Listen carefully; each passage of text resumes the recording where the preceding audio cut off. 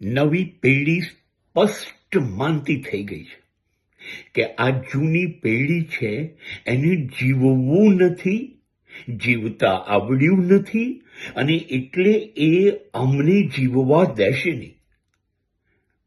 અમારો એમની પર બિલકુલ વિશ્વાસ નથી. મેં કીધું, એ લોકોને પણ તમારી પર વિશ્વાસ તૂટી ગયો છે? ભલે તૂટી જાય, અમારાથી છૂટા પડે, અમે એમનાથી છૂટા પડીએ તો અમે તો જીવતા થઈશું ને. દરેક વાતમાં ટોકવાના, રોકવાના, સવાર કે સાંજ ચૂક્યા વગર ઘરમાં કકળાટનું વાતાવરણ જ પેદા કરવાનું. જીવવું નથી, જીવવા દેવું નથી.